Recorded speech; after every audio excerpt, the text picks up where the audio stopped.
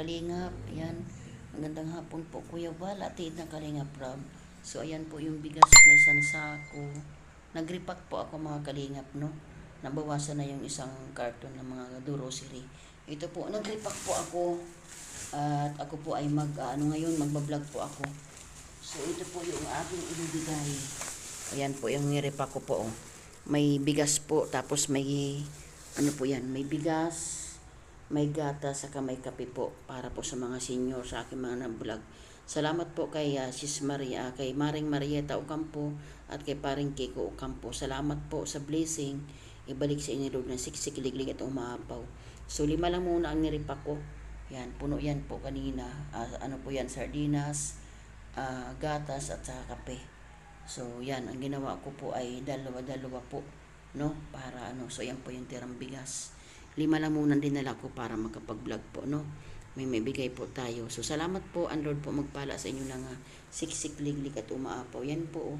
Ilang saing na rin po ito. Malaking tulong po ito sa mga taong walang-wala po. Yan po ay nasa ano po, 3 kilo bawat isa. Ayan, so may 2 sardinas, gatas at saka kape. So salamat po Maring Marieta. God bless po. So ayan po, mapagpalang hapon po mga kalingap. Ayan, magandang hapon po kay Kuya Val, kay Ate Edna, kay Kalingap Rob, at sa lahat po ng Team Kalingap. So ngayon po ay alam na ng hapon, kainitan mga kalingap. Andito po ako sa lugar ng breeding, no. Babalikan ko po yung ano po, yung may 8 anak na vulcanizing girl. So bibigyan po natin ng ayuda. Salamat po kay Maring Marieta. So kainitan po ngayon Kuya Val, no, pero hindi po sa atin hadlang ang mainit dahil ito po ay talagang need po ng tulong. Salamat po Maring Marieta Ocampo. Salamat sa blessing. Ang Lord ang magpala ng siksik, liglig at umaapaw. So pakita ko sa inyo ang lugar. So ito yung lugar mga kalingap po. Ayan po. Ayan po yung lugar na school po ito. So ito po yung papunta pang Masbate mga kalingap, no. Dinadaanan po natin to Kuya Val. Ito po yung school. Ayan. So ito po yung mga kalingap, yung na-vlog ko po na babae. Tapos may 8 anak. So sa pangalawa niya pong asawa ay hindi po pinala dahil po ng pinabayaan po yung 2 bata. So babalikan ko po at bibigyan po natin ng ayuda, makatulong man lamang sa pangailangan. So ito po yung kanyang mga kalingap po. Ito yung car wash niya daw po ito. Yung car wash niya ito.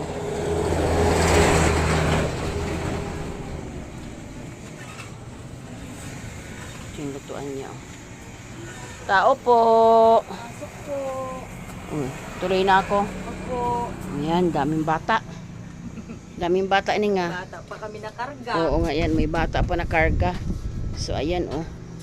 Yan, ito siya. Si Sis Jenny Lee. Jenny Lee ano? Opo. Yan, kumusta na sis? Okay man lang po. Oo. Ito, ganun pa rin. Oo. So magkano nang kinita mo ngayong araw na ito?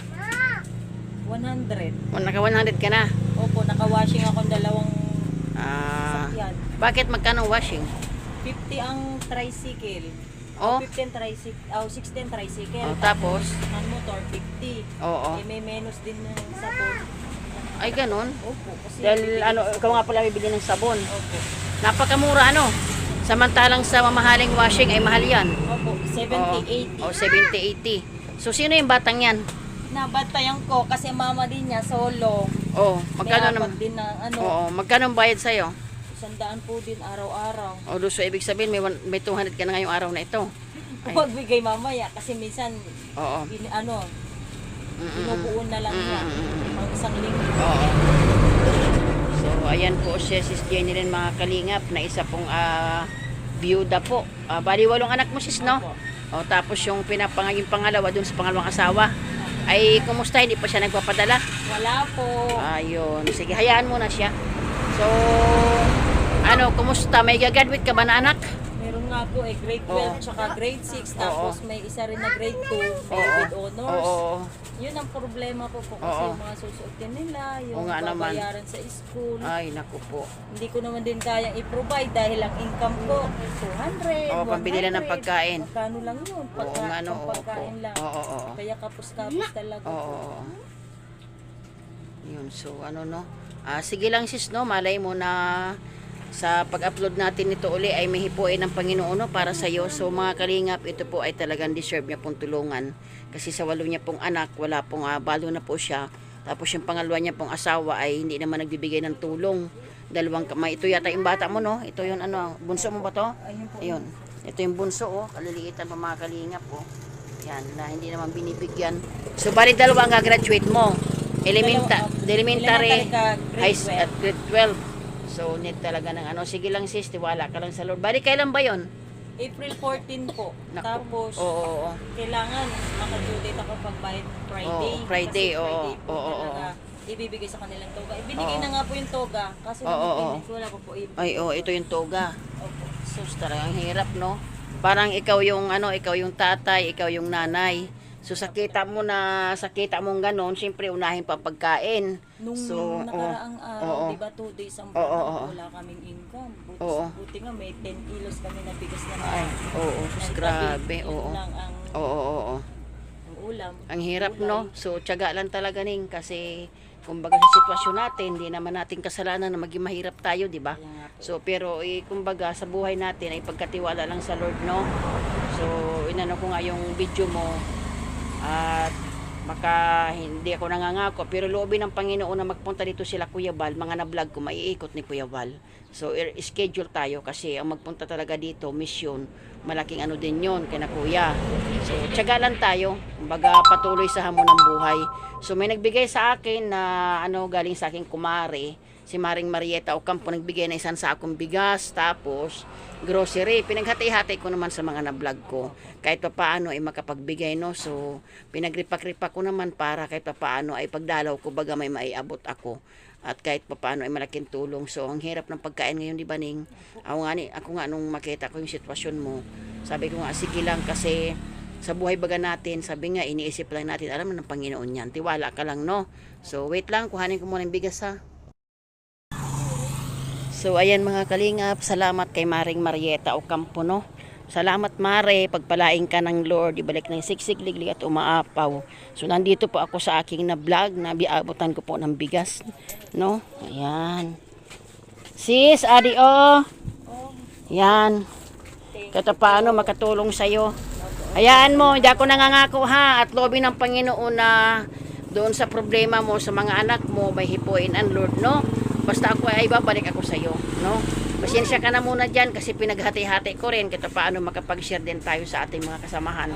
Na oo. Yan, magtimpla ka ng gatas ning. Yan, pinaghati-hati ko lang kasi Diyos ko naman ngayon sis, grabe naman. Pag namili ka, mahal ng bilihin, grabe. Sabi ko, ha? Ito na agad. Ay grabe, ang bigas ning ito 5 ng isang sako. So bibili. Ano po ngayon, may mura. Oo. Ay kaso walang ano nga kasi kumbaga yung pagbili namin ay ano na yun. Magpaparaikot ka pa. Ay ang layo na pakainit. Kaya kung magkano yung nakita namin doon ano, yun ang binili ko. O yun na lang binili ko. So ganun lang ning ha. O yan mga kalingap, may kahilingan po si Sis Jenny Lynn. Sana po mahipuin ang Lord para sa kanyang graduate na anak. Konting tulong dahil Oo nga. graduate po namin anak sa grade 12 at saka Oo nga. grade 6. Oo. Dahil ikaw yung tumayong tatay sa kananay, di ba? Naintindihan ko naman. Oo, sige. Basta tiwala ka lang nang ipagdasal mo lang ha. Oo, at kami ay papunta pa rin doon kay tatay. Yung na-vlog ko din na nasa basurahan. Ayun po ito. Oo, di ba? Oo, nakita mo, di ba? Sabi ka, maswerte ka pa nga at maayos pa ang bahay mo si tatay, nasa basurahan sila. O, di ba? Kaya yung mga ganitong sitwasyon, sabi ko nga, malay mo naman no, may hipuin talaga ang Lord, no? Wala baga imposible. Kaya baga itong vlog namin, malaking tulong din kahit papaano ay makita nilang kalagayan mo, no? So, ayan baby, no? Sana ay malay mo naman sa 14 pa naman, no? Malay mo bago mag 13 pa lang or ano, may mag-provide, di ba? Babala ako sa iyo. O, basta, salamat. O, sige, God bless. Okay, sige. Okay. Oo, sige. So, ayan mga kalingap. Ayun. At kami po ay pupunta na ng Masbati. Napakainit po ngayon mga kalingap. Grabe po ang init. Pero ano po, kailangan magtiis. No, mag-ikot kasi kailangan po, no. So yan po yung tricycle na service, pupunta pa kami ng Masbate. So na-interview ko po si ate, sana po may tumulong, no? Kaya ang kailangan niya. Uy, kailangan niya po. Kailangan niya po ng tulong para sa kanyang anak, dalawa po ang gagraduate. Wala naman pong kita yung kanyang pag-vulcanize. Suswertehan po talaga mga kalingap. Sana po may hipuin ng Panginoon para kay Ate Jeneline, no? Kasi sa tulad niya pong tatay, nanay, wala pong inaasahan. Patay na po yung kanyang asawa. Tapos yung pangalawang asawa, pinabayaan po yung dalawang anak kaliliitan. So yun po mga kalingap, no? Ayan. Salamat po. Sana po may hipuin ng Lord para sa problema ni ate.